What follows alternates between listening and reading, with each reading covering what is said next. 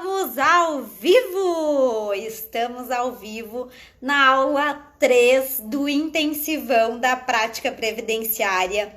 A gente já falou na aula 1, deixa eu pensar o que era. Era os erros, né, que os profissionais cometem na hora de fazer uma petição inicial ou um requerimento administrativo do INSS. A gente já teve a aula 2, que foi a aula de ontem, que a gente tratou do quê? Deixa eu pensar. A louca, dos benefícios por incapacidade, né? A gente falou como reverter um laudo sem incapacidade do seu cliente. E eu falei que eu ia deixar lá no Telegram a sentença e o acórdão que a gente conseguiu reverter, né? Essa sentença de improcedência de uma questão de incapacidade e deixei lá no Telegram, tá? Então, se tu ainda não viu, tem 2 vídeos lá no Telegram, um relatando a sentença e o outro relatando o acórdão lindo, maravilhoso do TRF, que eu sou apaixonada. Então, vai lá pro Telegram para olhar o que eu estou falando, tá? Para ver o que eu estou falando. E 2 recados antes de começar. Quem não está inscrito no WhatsApp ainda, entra também lá no Telegram, porque lá no Telegram a gente tem uma lista de WhatsApp onde a gente avisa as pessoas se a live vai começar, qual o assunto da live, e tem também, essa é a novidade que eu falei ontem, tem também o quê? Tem uma lista de pré-inscritos, tá? Então, assim, amanhã é nossa última aula do intensivão. Amanhã a gente vai falar dos benefícios dos processos mais vantajosos, como ganhar dinheiro na advocacia previdenciária. Na verdade é isso. Como que você vai ganhar dinheiro na advocacia previdenciária? Amanhã é essa aula. Última aula, imperdível. E no final a gente vai fazer então a abertura do carrinho do nosso curso, que é de prática previdenciária, passo a passo da prática previdenciária.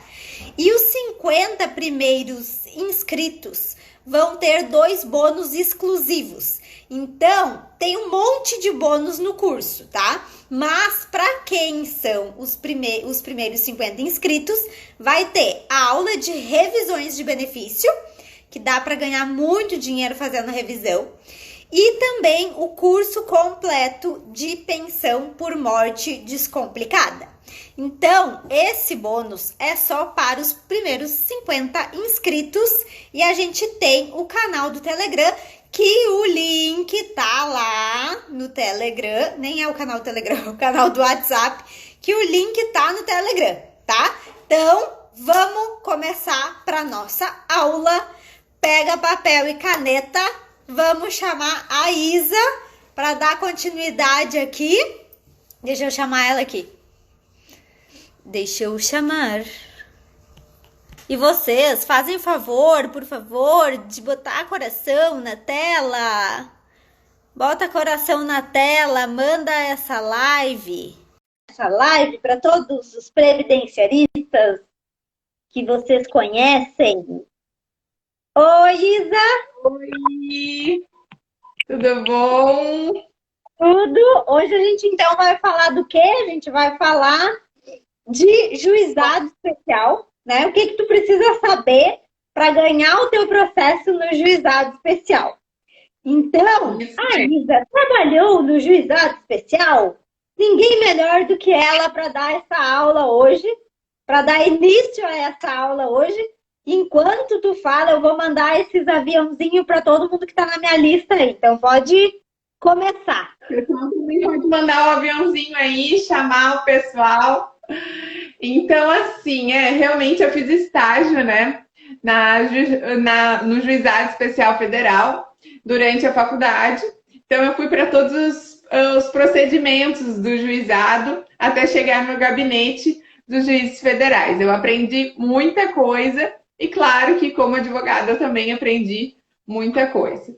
Antes da gente falar, né, de começar a dar as dicas sobre os juizados especiais federais, eu queria introduzir para vocês qual foi a intenção ao ser criados os juizados especiais federais. Mas antes disso, eu preciso falar que antes dos juizados especiais federais, nós tínhamos os juizados cíveis e criminais em 95, né, criado com a Lei 9.099, que a maioria de vocês acredito que conheçam, que a intenção dessa lei foi com o intuito de conciliação, de resolução de acordo, para que sejam os processos mais céleres e com menos custos entre as partes. E aí os juizados federais, os jefes, né, tiveram uma pretensão parecida, uma intenção boa. Ou seja, foi criados os processos para que as pessoas pudessem litigar contra a União, autarquia, que é o INSS, empresas públicas federais, com menos custo, para facilitar o acesso à justiça. Então, a intenção foi essa, facilitar o acesso à justiça, com uma forma mais rápida, onde não existiriam prazos em dobro para as pessoas do direito público, né, que eu acabei de falar, União, autarquia, empresa pública. Inclusive, não existiria prazo em dobro para interposição de recurso, porque antes demorava muito os processos. Então, as aposentadorias demoravam muito. Então, a gente queria, com a criação dos juizados, que além do acesso à justiça, as pessoas tivessem um processo mais justo, mais célere. Então, a intenção realmente, ao criar os juizados, foi muito boa. Ocorre que nesse período teve um probleminha aí. Qual foi o probleminha? Que diferente dos juizados cíveis e criminais, que a atuação se dá pela complexibilidade da causa, os juizados especiais federais se dá pela competência do valor da causa. Então, não interessa se a causa é complexa ou não. Se tiver ações de até 60 salários mínimos, eu obrigatoriamente vou interpor minha ação aonde? Nos juizados especiais federais. Então, todas aquelas ações da Justiça Federal comum, elas vão também cair no juizado por causa da competência absoluta. Então, aquilo que era para ser célere, simples, do juizado especial federal, se tornou muito litigioso. Então, quando eu tenho ações de alta complexibilidade, principalmente aposentadorias especiais, em que a gente, como advogados, tenta fugir o máximo possível do GEF, né, Ana? Porque para atuar em aposentadorias especiais, em uma jurisdição simplificada, que eu não tenho um código de processo civil em que eu posso me basear fielmente, é muito complicado. Então, aonde eu vou me basear quando eu atuo no juizado especial federal? Eu vou me basear na lei, a Lei 10.259 de 2001. Essa lei é uma lei minúscula, tem, eu acho que 27 artigos, se eu não me engano, e que eu, nas lacunas dessa lei, eu posso utilizar a Lei 9.099. E isso diz expressamente da lei. Então, como é que eu vou aprender a me virar, né, nos juizados? O que eu preciso saber? Anotem isso. Porque além da gente ter que conhecer a Lei 10.259, conhecer a Lei 9.099 para atuar nos juizados, a gente tem que conhecer o regimento interno da TNU, a gente tem que conhecer o regimento interno da turma recursal onde eu vou atuar e ainda as resoluções do Conselho de Justiça Federal. A resolução que eu quero passar para vocês é a resolução 347 de 2005. Então, isso é necessário a gente falar isso na live, por quê? Porque para dar um norte para quem ainda não sabe, para onde eu vou começar a me guiar no processo dos juizados especiais. Outro fator que a gente tem nos juizados federais que é desfavorável é que a gente não tem honorários de sucumbência em primeiro grau. Então, os advogados muitas vezes querem fugir por causa disso. Além disso, outra coisa que eu vejo como uma dificuldade é que a TNU, embora ela seja para uniformizar, né, as decisões, ela muda a cada 2 anos os membros. Então, o que dificulta a uniformização de entendimento, que não acontece, por exemplo, nas cortes superiores. Então, esse é o panorama geral que eu quis passar para vocês dos juizados especiais federais e que é importante a gente ter essa noção, né, de que a intenção foi muito boa ao criar os juizados. O problema é que, diferente do juizado civil e criminal, não há essa distinção de que eu posso ou não escolher o juizado. Não, eu sou obrigado a utilizar do juizado porque é competência absoluta. Depois eu acho que a Ana vai falar sobre a competência delegada, que é uma das formas de fugir um pouquinho do GF, mas eu acredito que se a gente aprender bem os manejos do juizado federal, a gente consegue atuar muito bem. E é isso que a gente vai fazer no nosso curso, né? Destrinchar todas as possibilidades, né, Ana, do juizado. E agora eu vou deixar a Ana falar um pouquinho, que depois eu vou perguntar para vocês, já vão pensando, se a gente aplica o CPC no juizado especial federal ou não. Não, e como essa matéria, né, ela é um pouquinho mais chata, porque realmente, assim, a gente tentou, né, trazer todos os casos práticos para a gente conseguir passar a matéria. Mas no juizado especial, a gente não tem como trazer muitos casos práticos para elucidar a matéria previdenciária que a gente vai falar aqui. Então, o que eu pensei? Eu pensei em fazer um quiz previdenciário. Porque quando a gente traz, né, perguntas e respostas, que é o que eu vou fazer aqui com vocês, já se preparem, tá? Então, ó, todo mundo anotando com papel e caneta, e depois eu vou fazer o quiz previdenciário para a gente aprender de uma forma mais fácil, tá?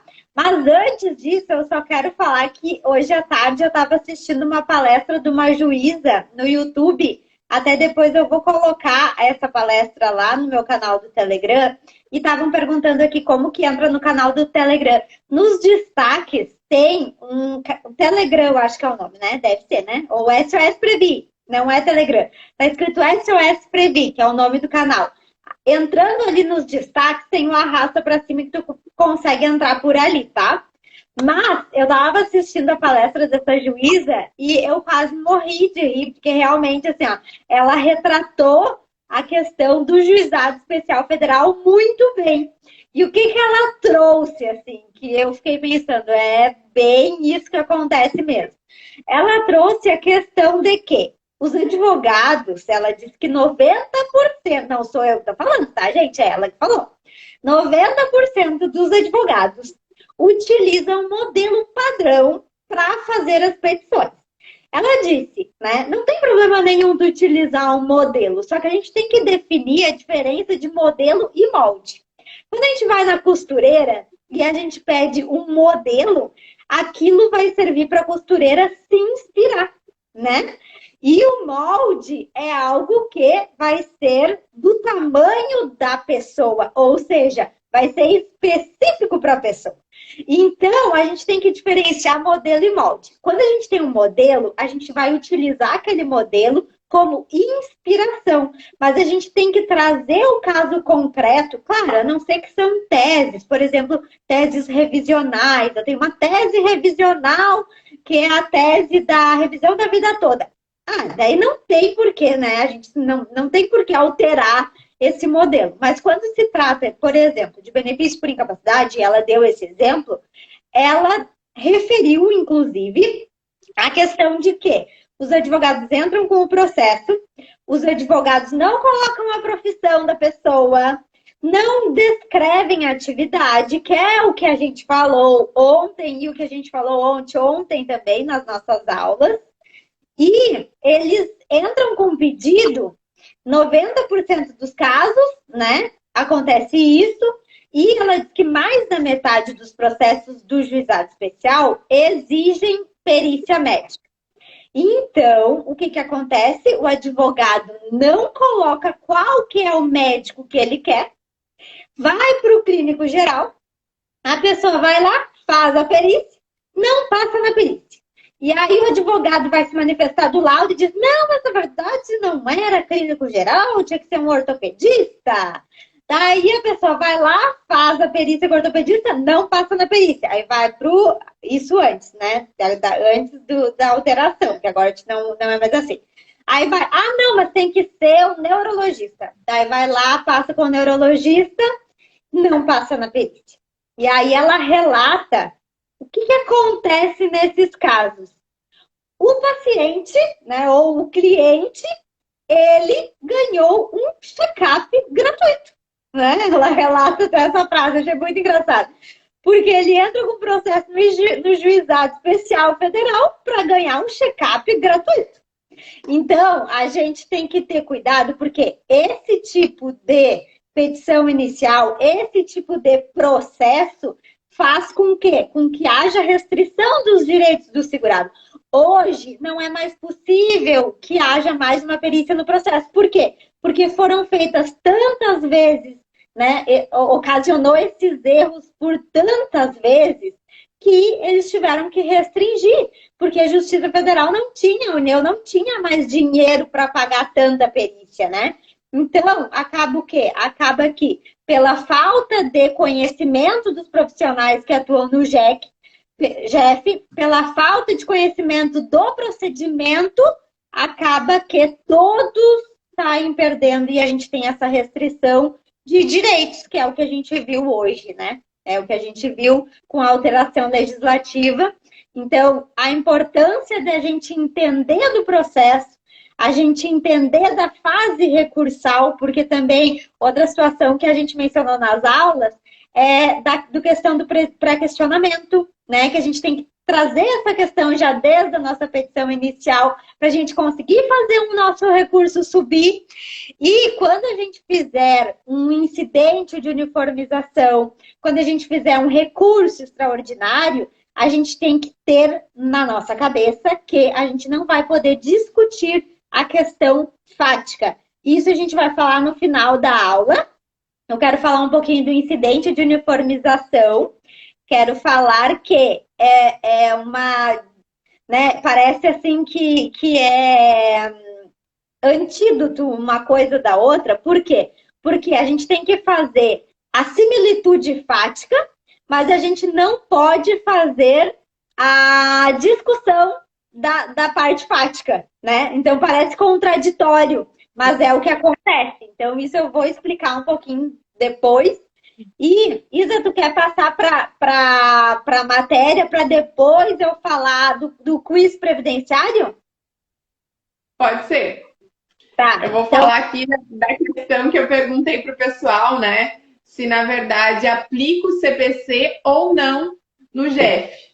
Então, essa é uma situação bem controversa, né? Até eu e a Ana, a gente já conversou sobre isso. Há quem defenda que aplica o CPC e outras pessoas, né? Juízes e tudo mais, que não aplica o CPC no GEF. Mas a verdade é que a gente realmente não aplica os recursos do CPC, a gente não aplica os procedimentos do CPC. Mas agora as garantias processuais a gente aplica.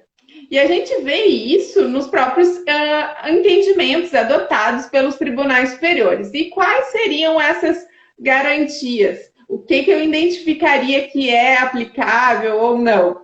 Então, as garantias processuais, por exemplo, a gratuidade da justiça, né, prevista lá no artigo 98 do CPC, o artigo 493 do CPC, que a gente falou muito na aula de ontem, que quem não viu, vale a pena ver sobre impugnações de laudo, né, que esse artigo 493, ele fala sobre o fato superveniente, em que eu posso pedir para o juiz, né, tendo uma prova nova, tendo uma situação nova, para que ele olhe, né, porque aquele documento novo, ele vai ser até em grau recursal, ele vai ser importante para o julgamento do mérito. Então, esse artigo também é uma garantia. O artigo 10 do CPC, que também fala que o juiz não pode simplesmente decidir de algo que não foi falado, não foi levantado pelas partes. E a gente sabe que o INSS ele faz muitas contrarrazões modelão padrão, então passa muita coisa. Ele faz muito, não só contrarrazões, né? Ele faz muitas manifestações ou não se manifesta de laudo. Então, se as partes não falaram sobre alguma coisa, o juiz não pode sentenciar com fato novo. Então, o artigo 10 do CPC também é uma garantia. Ele tem que dar, o juiz tem que dar a oportunidade para as partes se manifestarem daquilo que ele está levantando agora, naquele momento. Outra garantia é o artigo 369 do CPC, que diz que todos os meios legais de prova são admitidos. A gente não tem tarifação de prova. Então, eu posso sim levantar todas as minhas provas. Isso também é uma garantia. Eu tenho o artigo 371 do CPC, que indica que o juiz deve fundamentar a sua sentença, deve fundamentar o seu convencimento como pena de anulação da sentença. Então, esses artigos a gente pode sim e deve invocar para as nossas impugnações. Outro ponto, antes de passar para a Ana novamente, que eu gostaria de falar é sobre se precisa ou não de advogado nos juizados especiais federais. Eu digo que a lei, né? Se a lei fala isso, para mim precisa, com certeza, né? Porque um processo bem instruído, ele com certeza vai ter mais êxito. Então, mas não precisa. Para trabalhar no juizado, para entrar com um processo no juizado especial federal, não precisa. As partes, elas podem entrar sem advogado, graças ao princípio da oralidade, né, que rege o juizado, ou seja, a petição inicial ela pode ser feita oralmente. E aí, no próprio juizado, a gente reduz a termo.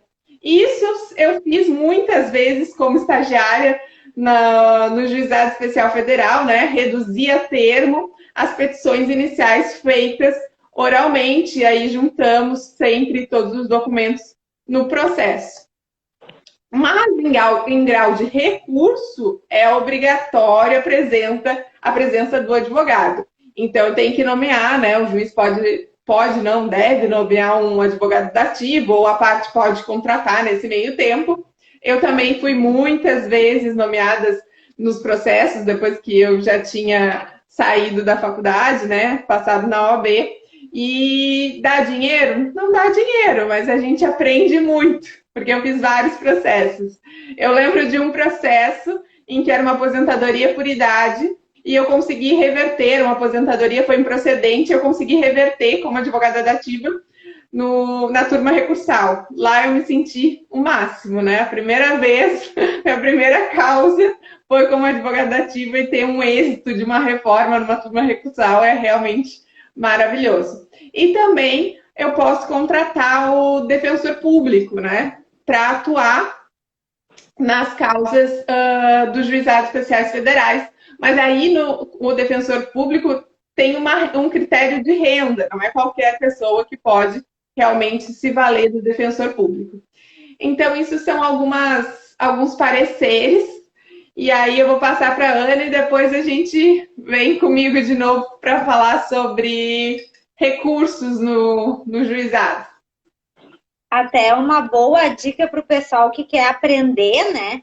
É fazer, né? É ser advogado dativo do juizado especial, porque a gente aprende muito, muito mais do que se tu for fazer daqui a pouco um curso ou uma pós-graduação, que vai precisar de anos, né? Um ano e meio lá na pós, e é capaz de tu não gravar tanto quanto tu pegar o processo efetivamente para fazer.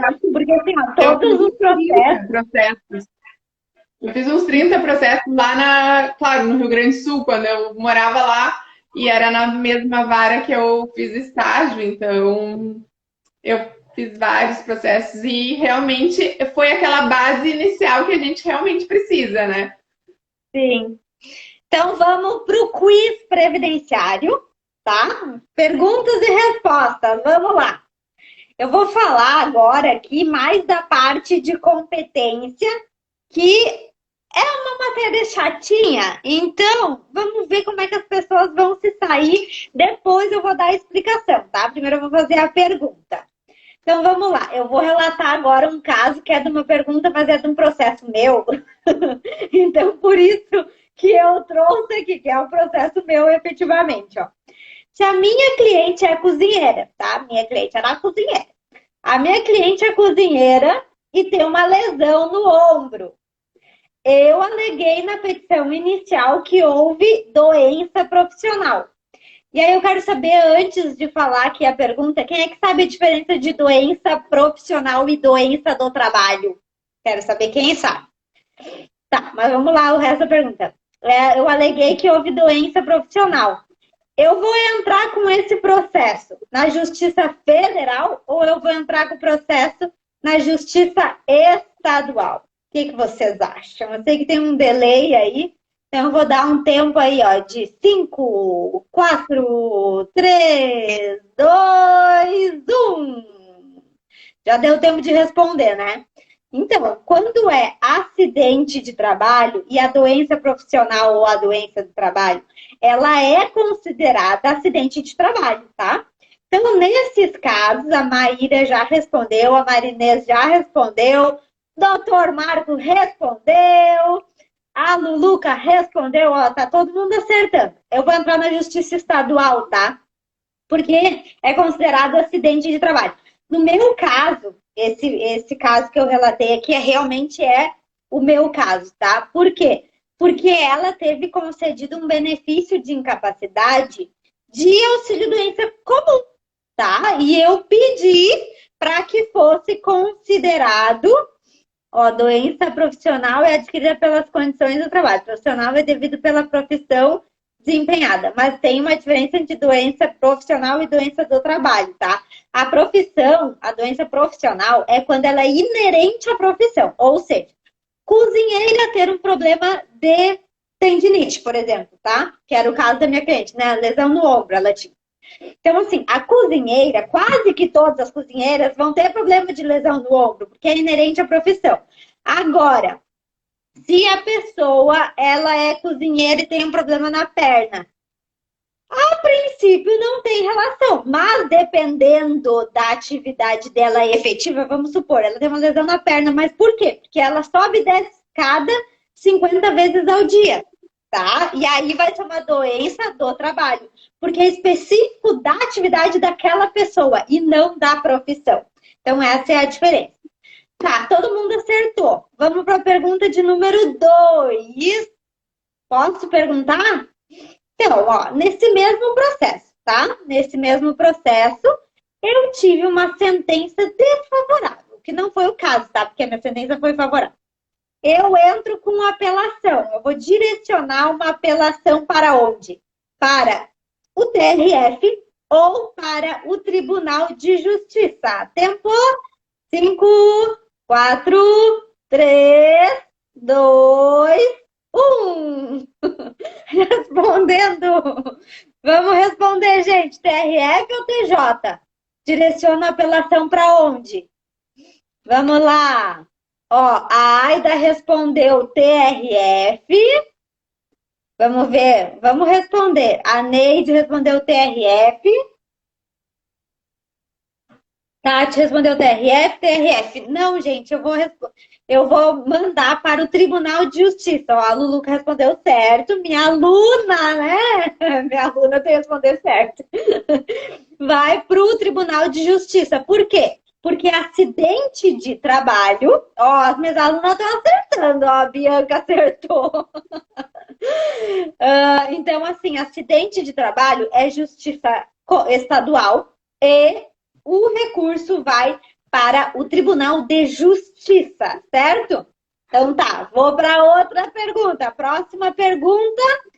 Na minha cidade possui uma vara estadual que fica a mais de 70 quilômetros de distância da vara federal, tá? Depois eu vou explicar por que os 70 quilômetros de distância. Eu ingressei com um processo previdenciário na vara estadual, mas eu perdi o processo.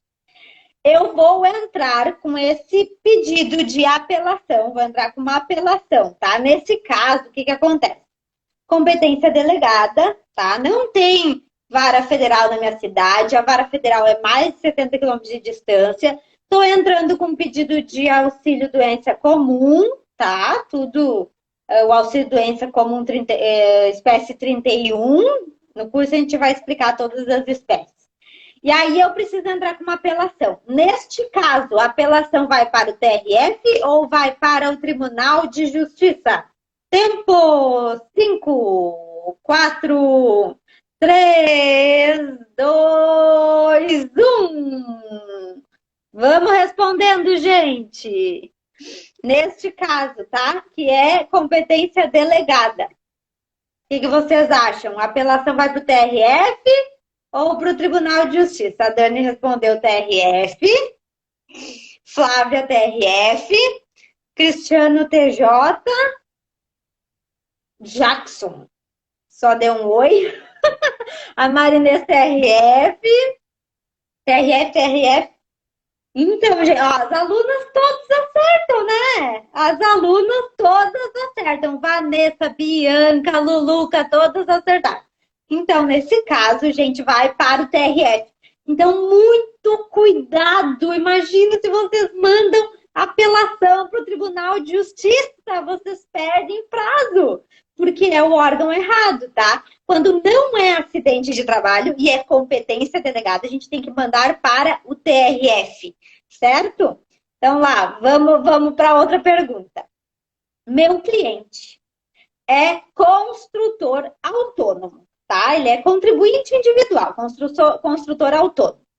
Mas ele presta serviço para uma pessoa jurídica. Então, não sei se vocês sabem que tem a Lei 10.666, que fala a respeito das contribuições previdenciárias do contribuinte individual que presta serviço para a pessoa jurídica, tá?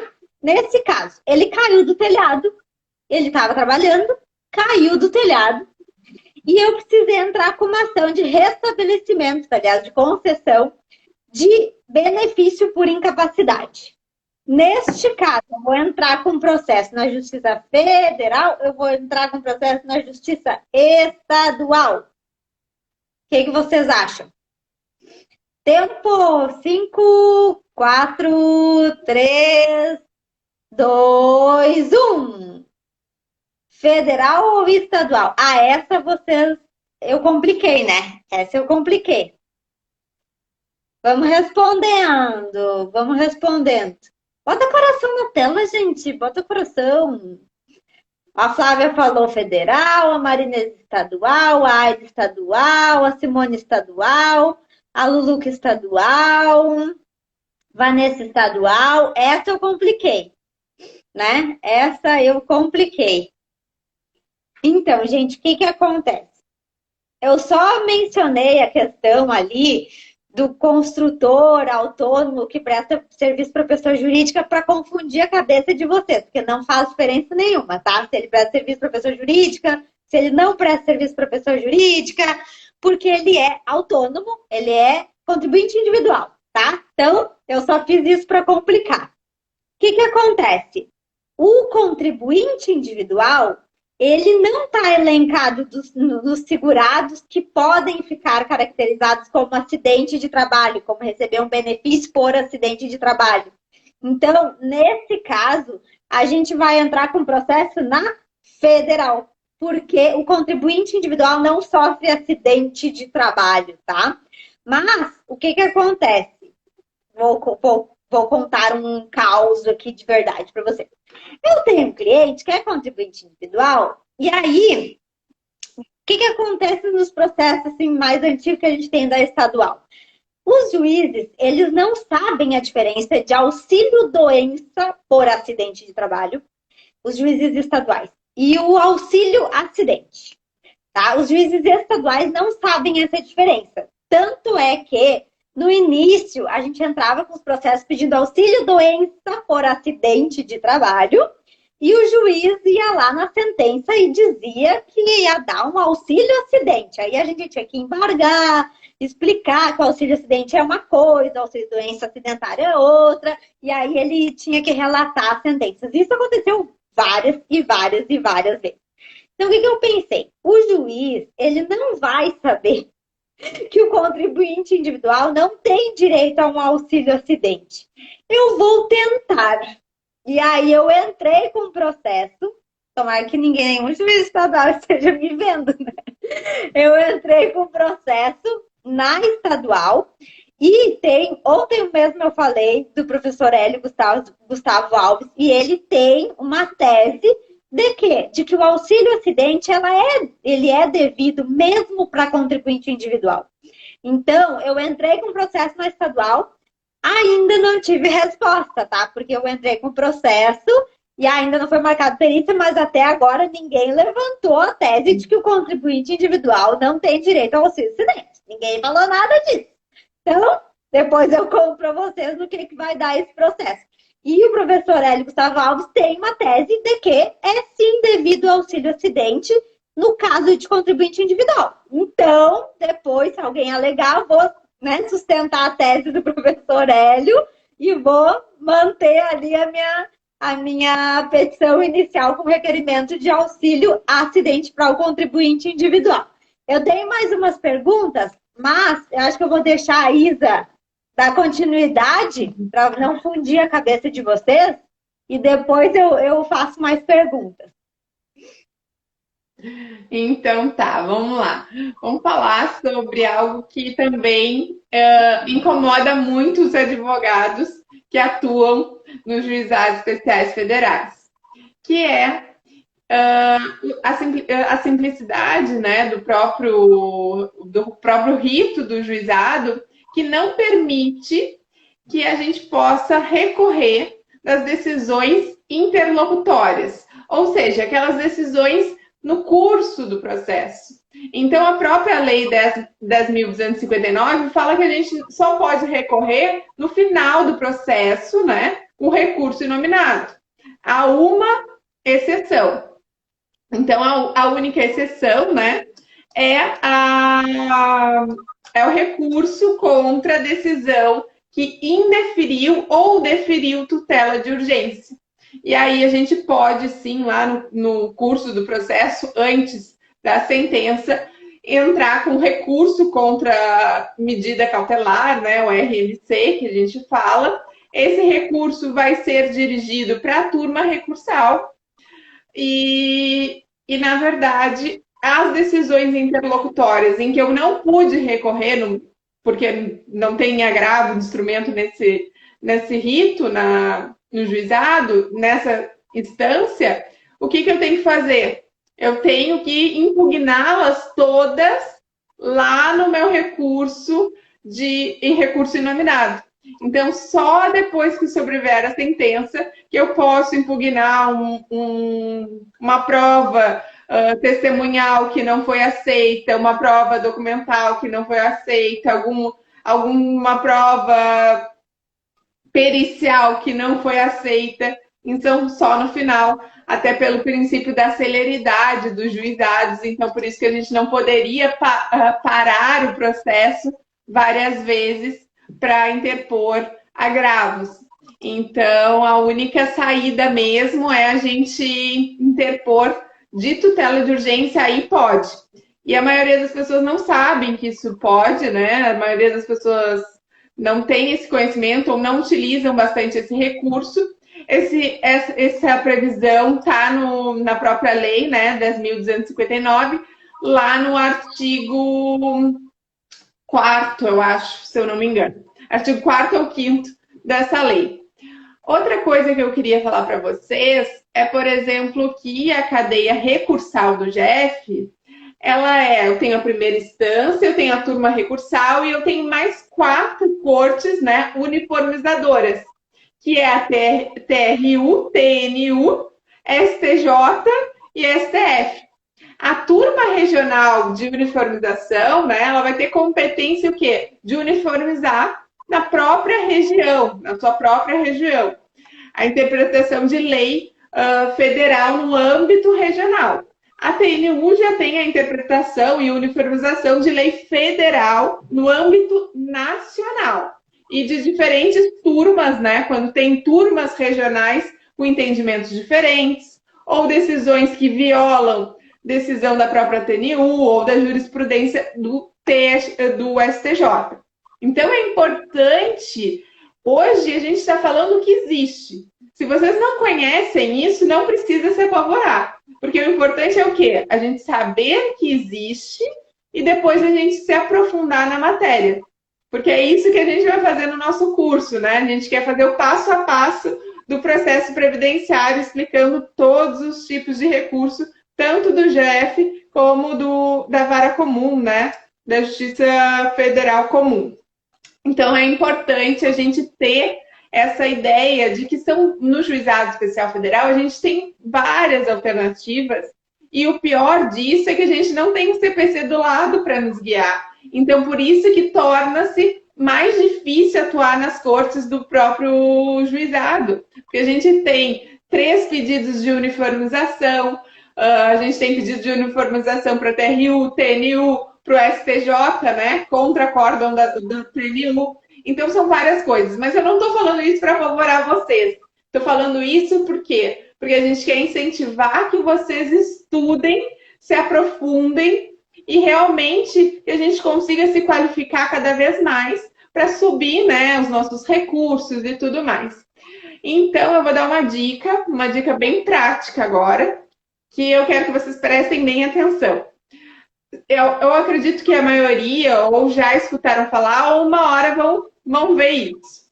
Quem já não viu um acórdão de uma turma recursal dizendo reafirma a sentença por todos os seus fundamentos.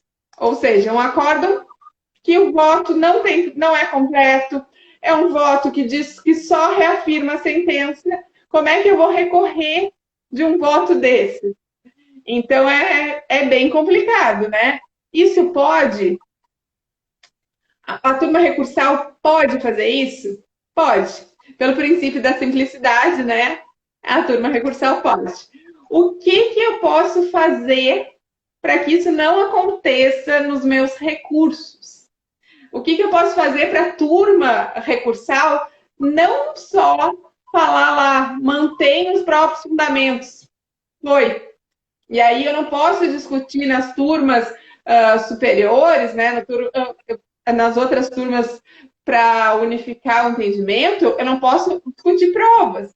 Então, o que eu faço? Processo perdido? Eu tenho 2 possibilidades. Primeiro, se eu trago algo novo no meu recurso nominado, a turma não pode reproduzir a sentença pelos próprios fundamentos. Se eu trouxer documentos novos, se eu trouxer fato novo, a turma não pode. Ela tem que se manifestar. Agora, outra dica. Se eu também trouxer o fundamento no meu recurso inominado, em que a sentença deixou de analisar algum documento, aí eu trago isso no meu recurso inominado, né? Eu ainda levanto a questão da nulidade dessa sentença, por causa que ela não analisou algum fato novo. E a jurisprudência da TNU, ela diz que quando trazido algo que não foi fundamentado na sentença, a mera reprodução da sentença é passível de nulidade. Então, isso é algo que a gente tem que anotar, que é muito importante para que não seja lá, a gente não depois reclame que o nosso acórdão esteja lá só reproduzindo a sentença pelos próprios fundamentos. Então, é importante trazer um fato novo, desde que exista, né? Eu não posso simplesmente inventar. E também eu trazer a fundamentação da sentença de que algo não foi analisado. E eu não posso fazer um recurso inominado só copiar a minha petição inicial no meu recurso inominado. Isso não é recurso inominado. O recurso inominado, ele vai fazer o quê? Ele vai afrontar, né, a própria sentença. Eu tenho que ler a sentença, eu tenho que grifar a sentença, eu tenho que pensar na minha tese jurídica para levar para o meu recurso para o meu pré-questionamento, para sim eu ser olhada, ser vista, para que essa sentença seja, assim, reformada e, com certeza, principalmente benefícios por incapacidade, né? Eu digo que tem que sustentar. Na verdade, todos os processos tem que sustentar oralmente até falar com juízes, né? Porque nas turmas recursais a gente não tem desembargadores, são juízes. Então, eu acho que isso é muito importante. Eu espero que tenha sido uma dica valiosa aí para vocês na questão recursal. A Marina botou uma carinha, não entendeu, Marina? É que é muita coisa. Não, e se a gente contar, né, Isa? Calma.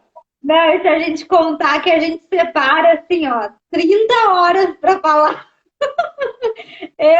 Ontem, a aula de ontem, se eu desse a aula sozinha, ela ia ultrapassar 3 horas de tanta coisa que eu tinha para falar. Com a Isa junto, acho que ia dar 6 horas de aula. Então, ou seja, a gente não conseguiu falar quase nada do que a gente, né, planeja, porque realmente a gente tem que estudar muito. Cada live, cada aula, a gente tem que estudar muito. Então, assim, às vezes a gente passa a tarde inteira estudando para vir aqui falar meia hora. E não dá tempo de falar todo o conteúdo que realmente a gente tem para dar. Então, por isso que a gente vai fazer este curso, né? Que vai ser... Eu falo para Ana, eu não vou falar muito hoje, tá? Não vou falar, porque eu nem sei o que eu vou falar. Já deu 46 minutos, querida. E eu nem falei. Olha, as perguntas eu só fiz a metade. Mais da metade. Olha, eu só vou fazer mais uma pergunta. Depois eu vou deixar as perguntas eu vou fazer aqui no Instagram e depois eu vou deixar no Telegram as perguntas para vocês responderem, porque não vai dar tempo de escrever tudo aí, tá? De falar tudo. Mas o que eu quero falar de recursos é o seguinte. Essa dica que a Isa deu é importantíssima, tá? Nunca fazer o recurso ou a apelação como copia e cola da petição inicial, tá? Não façam isso. Inclusive, essa juíza que estava dando essa palestra do juizado especial, ela disse que acontece muito isso. Ela disse que é super comum acontecer isso. E aí, o que acontece quando a petição inicial ela é exatamente igual à apelação? O julgador, ele vai olhar e ele vai verificar, né? Porque o juiz federal que está lá na turma recursal, ele não é uma pessoa bobinha, ele tá vendo que tu tá copiando e colando, e aí ele não vai te dar credibilidade. Então, quando a gente faz um recurso, a gente tem que fazer com amor, sabe? A gente tem que fazer confiando na nossa tese, a gente tem que achar argumentos novos.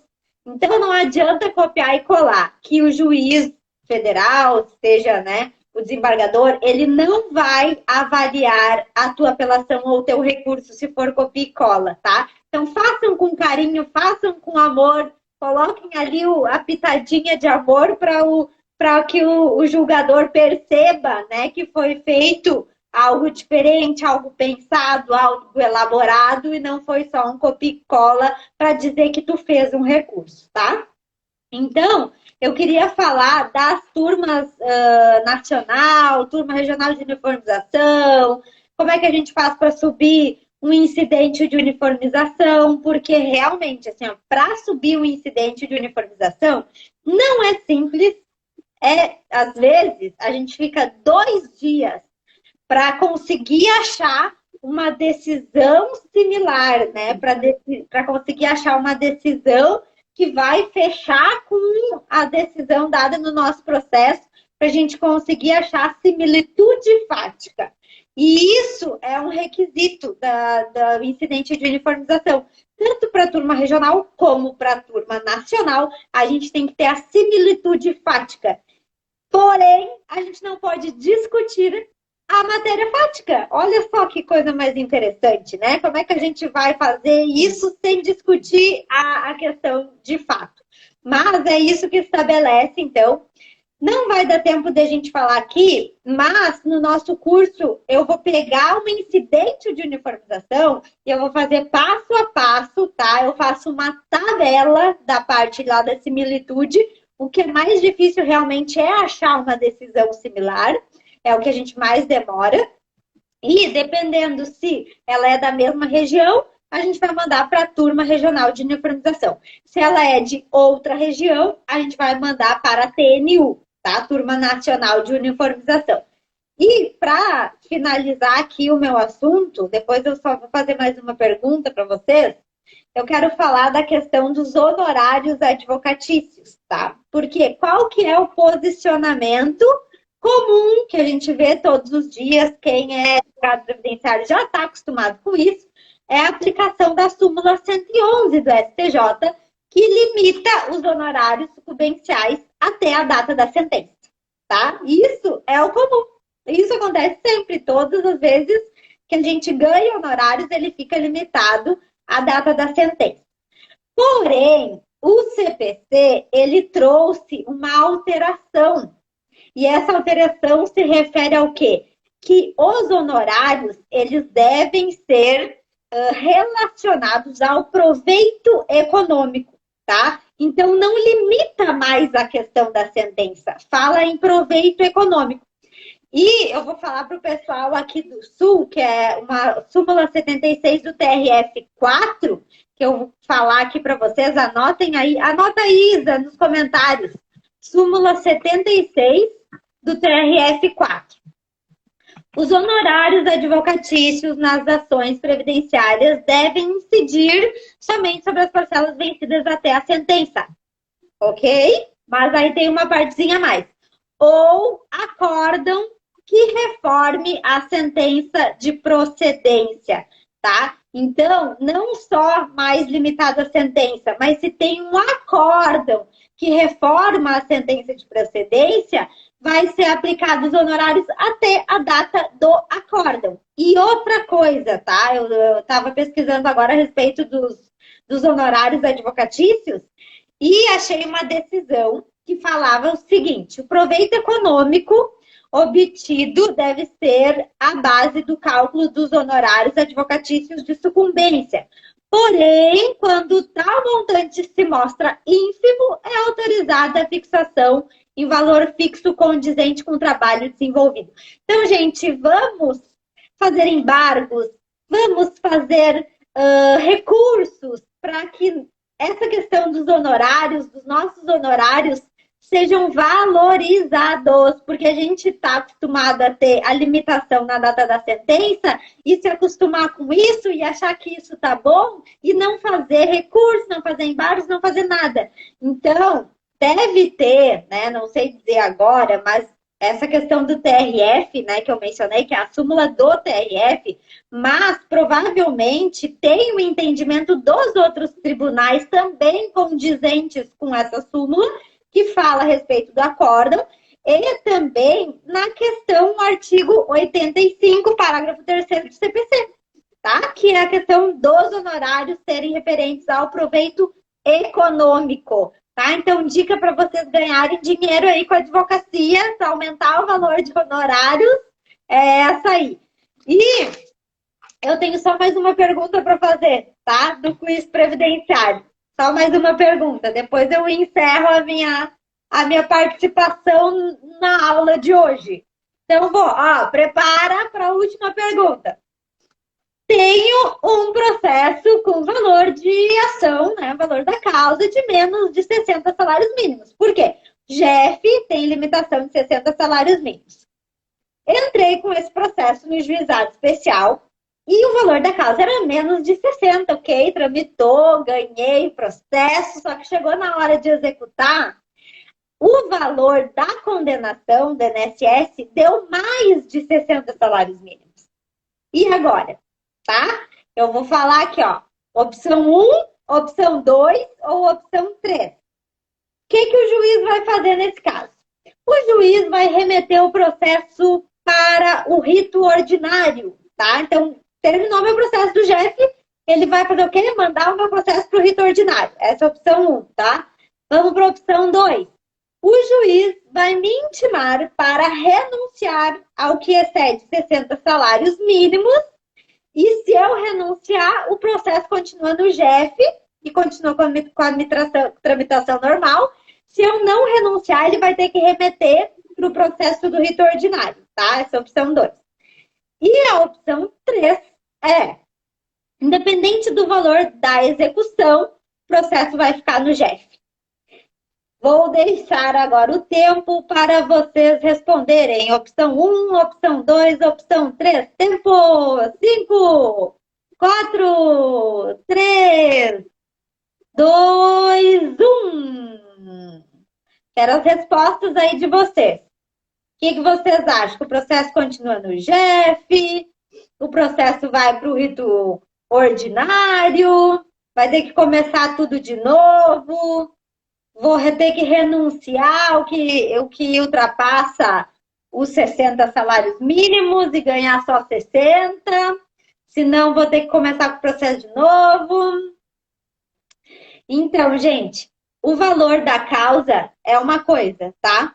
O RPV e o precatório é outra coisa.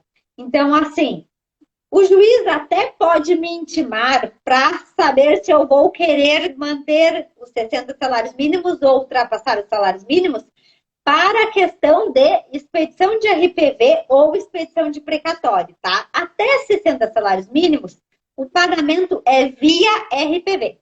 Acima de 60 salários mínimos, o pagamento é via precatório, tá? O precatório vai demorar mais, por quê? Porque se ele for inscrito até 31 de julho daquele ano, ele é pago até o final do ano seguinte. Se ele for inscrito após 31 de julho daquele ano, em vez do ano seguinte, até o final do outro ano ainda, tá? Então, ele pode até me intimar para saber se eu quero renunciar ou não, mas só para fins de pagamento, da forma de pagamento. Porque o processo, ele vai permanecer no GEF, tá? O GEF, ele é competente para executar as suas condenações, ainda que o valor supere os 60 salários mínimos. Então, terminei minha parte, 57 minutos, estou dentro do prazo ainda. Eu só vou falar mais uma coisinha. Eu sabia que ela queria terminar a live em meia hora. Só porque eu me lembrei uma coisa que é bem recorrente, né, nos juizados e há bastante reclamações nesse sentido. Então, assim, ó, muitos juízes indeferem as perícias em empresas similares, em outras perícias, e eu já vi decisões erradas nesse sentido, de que dizendo, né, que o juizado ele rege pelo princípio da simplicidade, então a perícia tal não seria adequada. Mas, assim, isso é uma violação, né? Violação do exercício do direito de defesa da parte que gera nulidade e que a gente tem que recorrer.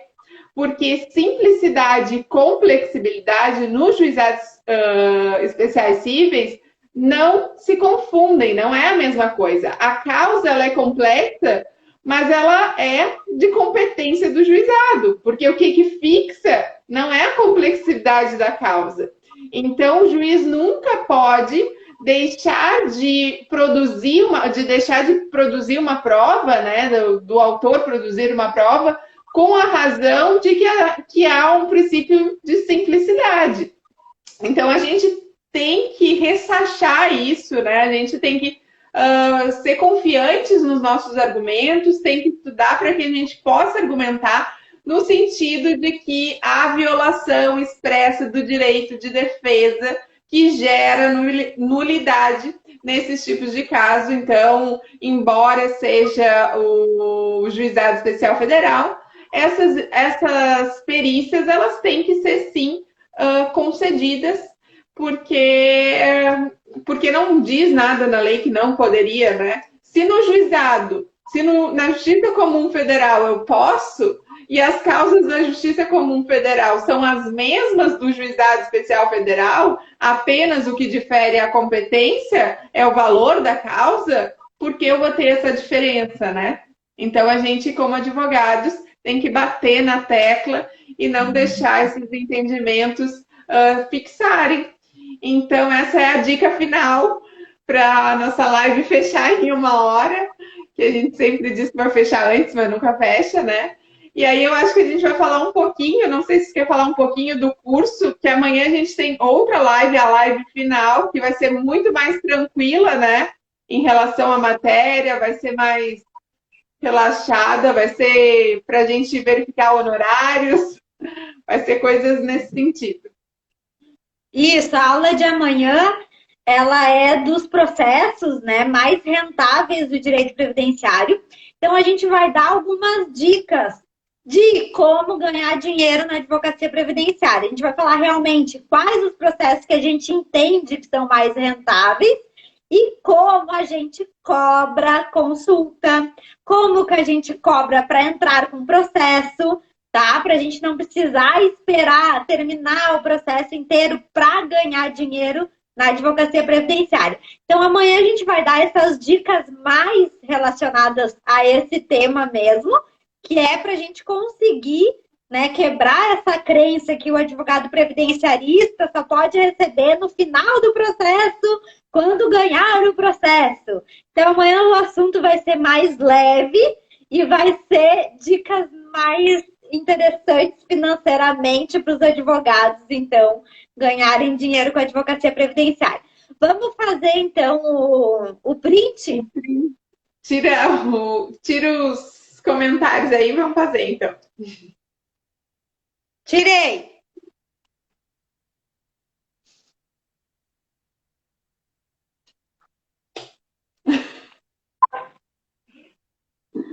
Eu não tirei print, né? Espero que alguém tire print aí para nós. Então, gente, nos marquem lá. Eu vou deixar no Telegram o WhatsApp para os primeiros 50 inscritos ganharem os bônus, né? Que vão ser a aula de revisões e mais o curso da pensão por morte descomplicado, o curso completo da pensão por morte. Então, vocês entrem lá no Telegram, que eu vou colocar o link. E espero todos amanhã na nossa última aula antes do lançamento, da abertura do carrinho do nosso curso, então, da prática previdenciária. Um beijo. Beijo!